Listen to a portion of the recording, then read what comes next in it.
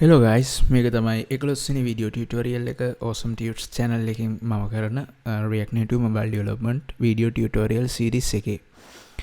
මම මේ ටියුටෝරියල් එකේදී අලුත්ම විදියක දෙයක් තමයි කියා දෙන්න යන්නේ. මම කලින් ටියුටෝරියල් එකේදී කියා දුන්නා custom component සම්බන්ධයෙන්.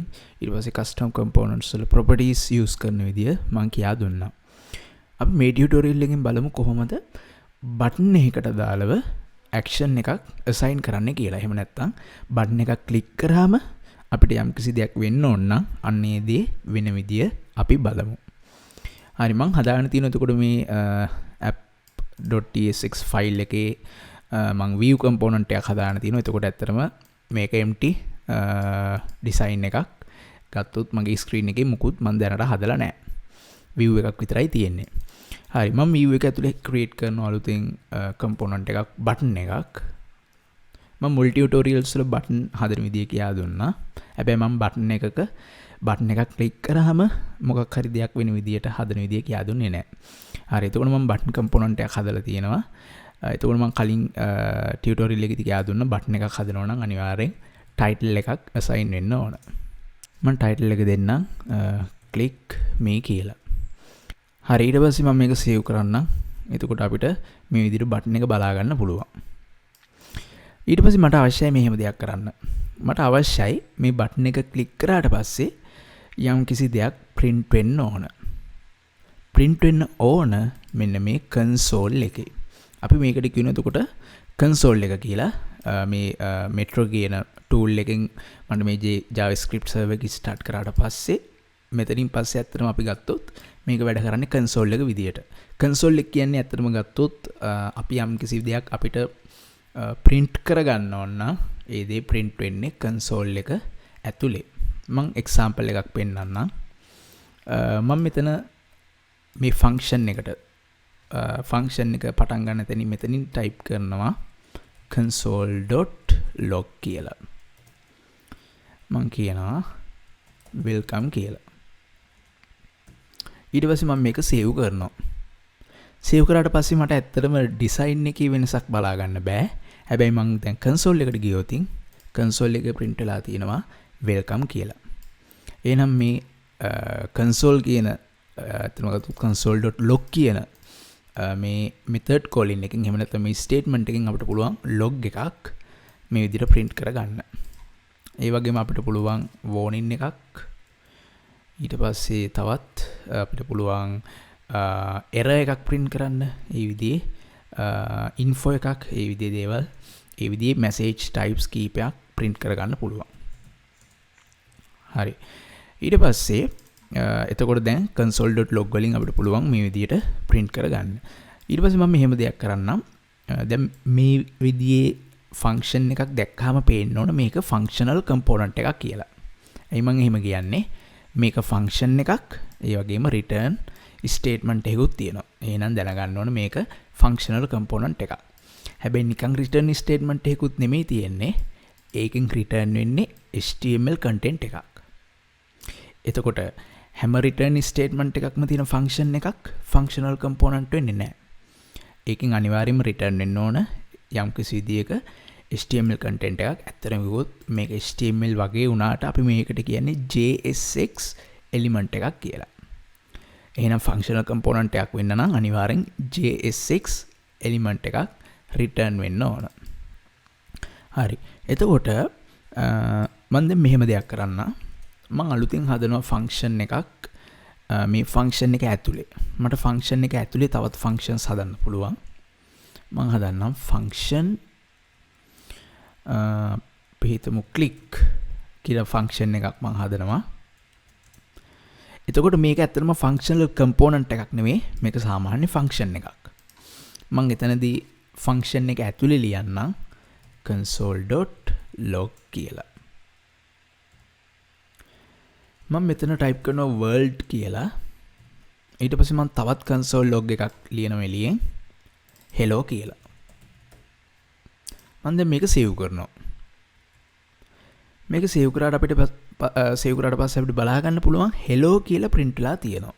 මම ආයෙත් මේක refresh කරන්නම් rerun කරන්නම්. අපිට පුළුවන් app එක reload කරන්න r කියන key එක type කරලා එතකොට ඇප් එක රීලෝඩ් වෙනවා. එතකොට අපිට බලා ගන්න පුළුවන් hello කියලා print වෙලා තියෙනවා. හැබැයි world කියලා print වෙලා නැහැ. ඒකට හේතුව තමයි මම මෙතන function එකක් define කරලා විතරයි. මේ function එක වැඩ කරන්න නම් අපි මේ function එක call කරන්න ඕන. function එක call කරන්නේ මෙන්න මේ විදියට. අපිට පුළුවන් function එකේ නම ඊට පස්සේ parameter list එක. මේ විදිහට තමයි function එකක් call කරන්නේ. එහෙනම් function එකක් call කරනකම් ඒ function එක වැඩ කරන්නේ නැහැ. ඒක හින්දායි අපිට කලින් world කියන output එක බලා ගන්න බැරි වුණේ. මම දැන් save කරනවා. දැන් save කරාට පස්සේ අපිට බලන්න පුළුවන් hello වලින් පස්සේ world කියලා print වෙලා තියෙනවා. මම මේක ආයෙත් reload කරන්නම්. එතකොට අපිට බලා ගන්න පුළුවන් hello සහ world දෙකම print වෙලා තියෙනවා. ඒකට හේතුව තමයි මම දැන් function එක call කරලා තියෙනවා. ඒකින්ද මේ function එක වැඩ කරනවා. දැන් හැබැයි මට අවශ්‍ය මේ function එක නිකන් වැඩ කරන්න නෙමෙයි button එක click වෙනකොට තමයි වැඩ කරන්න ඕන. එහෙනම් මම මේ මෙහෙම දෙයක් කරන්නම්. මම මේ function calling එක මෙතනින් අයින් කරනවා. මම මේ log එකත් කමන්නේ. මම මේ log එක මෙහෙම තියන්නම්. ඊට පස්සේ මම මෙහෙම දෙයක් කරනවා. හිතන්න මට button එක click වෙද්දී යම් කිසි function එකක් call වෙන්න අවශ්‍ය නම් මට ඒක කියන්න පුළුවන් onPress කියන property එක හරහා. එහෙනම් මම onPress කියන property එකට pass කරනවා click කියන function එක. මම pass කරන්නේ function name එක. එතකොට මෙතනදී වෙන්නේ button එක click කරාට පස්සේ මෙන්න මේ click කියන function එක call වෙන්න පටන් ගන්නවා. මම දැන් මේක save කරන්නම්. ඊට පස්සේ මම මේක reload කරන්නම් එකපාරක්. දැන් hello කියලා විතරයි print වෙන්නේ. world print උන්නේ නැහැ. ඒකට හේතුව තමයි දැන් button එක click කරන්න world කියලා print වෙන්න නම්. මම දැන් button එක click කරනවා. දැන් අපිට බලන්න පුළුවන් button එක click කරද්දී world කියලා print වෙනවා. හරි එතකොට මේක හරිම සරල දෙයක්. button එක click කරද්දී යම්කිසි function එකක් execute වෙන්න අවශ්‍ය නම් අපිට පුළුවන් onPress කියන attribute එක හරහා function එක අපිට execute වෙන්න අවශ්‍ය function එක මොකක්ද කියලා කියන්න. ඊට පස්සේ හිතන්න මට අවශ්‍යයි මේ function එකට දැන් world කියලා ඇතුලෙන් ලියන්නේ නැතුව මට අවශ්‍යයි පිටින් value එකක් pass කරන්න. ඒකට එහෙනම් මම හදන්න ඕන function එකේ parameter එකක් දැන් functional components වලින් අපි parameters වලදී අපි හැදුවා props කියලා. අපි ඒකට කිව්වා property එකක් කියලා. function වලදී අපි ඒකට කියනවා parameter list එක කියලා. මට පුළුවන් හදන්න අපි හිතමු මම හදන parameter එකක් value කියලා. type script හින්දා අනිවාර්යෙන් මේකට data type එකක් assign කරන්න ඕන. මම දෙන්නම් any කියන type එක. ඊට පස්සේ මම print කරනවා value එක. හරි. මම දැන් මේක save කරලා දැන් මට මෙතනින් click කියලා නිකන් call කරන්න බෑ. මම අනිවාර්යෙන් value එකක් pass කරන්න ඕන මේ click කියන method එකට. එහෙනම් කොහොමද ඒක කරන්නේ? මම මෙතනට use කරනවා arrow function එකක්. දැනට මම arrow function එක use කරන විදිය මෙතනදී නිකන් පෙන්නන්නම්. මට මේ method calling එක කරන්න ඕන හින්දා මම ඉස්සරහදී තව විස්තරාත්මකව කියන්නම් arrow function එක කියන්නේ මොකක්ද කියලා. එහෙනම් මට දැන් මෙහෙම කියන්න පුළුවන්. මම කියනවා මේ විදියට click කියන method එක call කරන්න. දැන් මට pass කරන්න පුළුවන් any type එකේ value එකක්. ඒ කියන්නේ ඕනම විදියක value එකක් pass කරන්න පුළුවන්. මම pass කරන්නම් react native කියලා. එතකොට දැන් මෙතනදී වෙන්නේ button එක click කරාට පස්සේ click කියන function එක call වෙනවා. මේ react native කියන value එක ගිහිල්ලා assign වෙනවා value කියන variable එකට. මං method එක ඇතුලේදී function එක ඇතුලේදී ඒක print කරලා තියෙනවා. එහෙනම් මම මේක save කරලා අපි බලමු run කරලා මම reload කරන්නම් එකපාරක්. hello කියලා print වෙලා තියෙනවා. මම click කරාට පස්සේ අපිට බලා ගන්න පුළුවන් react native කියලා print වෙනවා. එතකොට මෙතනදී උණු විශේෂත්වය තමයි මම function එක ඇතුලේදී මේ react native කියලා ලිව්වේ.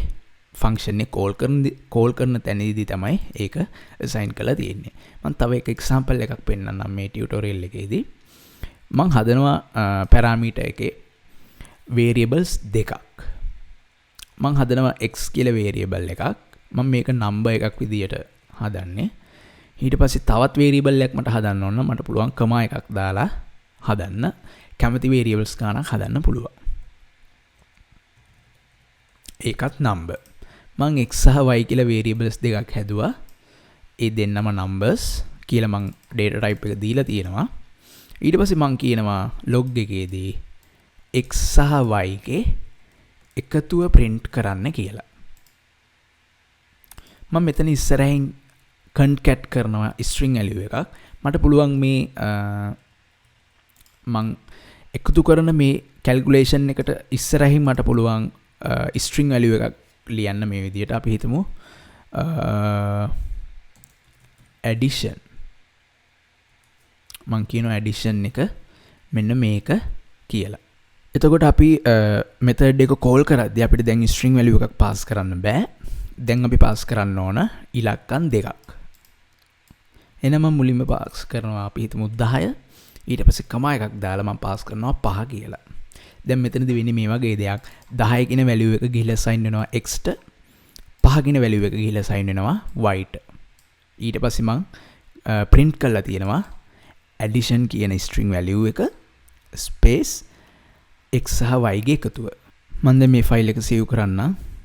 ඊට පස්සේ අපි output එක බැලුවොත් මම මේ app එක එකපාරක් reload කරන්න. දැන් මම click me කියන button එක click කරායින් පස්සේ මට බලා ගන්න පුළුවන් addition එක 15යි කියලා. මට මේ විදියට output එක බලා ගන්න පුළුවන්. මට පුළුවන් තවත් console log එකක් දාන්න මේ statement එකටම පල්ලෙහැයින්. මම දාන්නම් මම මෙහෙම කියන්නම් x multiply by y. මෙන්න මේ string එක මම concat කරලා තියෙනවා. ඊට පස්සේ මම කියනවා x ව වැඩි කරන්න y ගෙන්. දැන් මම මේක save කරන්න. save කළා දැන් බලුවොත් මම reload කරන්න එකපාරක්. දැන් මට එනවා මෙන්න මෙහෙම උත්තරයක්. addition එක 15යි x සහ y ගේ multiplication එක 50යි කියලා උත්තරයක් එනවා. හරි, එතකොට simply මේ විදිහට තමයි අපිට button එකක් click කරද්දී යම් කිසි විදිහක අපිට function එකක් call වෙන්න ඕන නම් ඒක මේ විදිහට තමයි අපි හදන්නේ. මම මේ point එක කියා දුන්නේ මම ඉස්සරහට මගේ tutorial එක continue වෙද්දී මට මේ point එක අවශ්‍ය වෙනවා ඉදිරි වැඩවලට. හරි, අපි එහෙනම් ඉදිරියට බලමු continue කරන්නේ කොහොමද කියලා.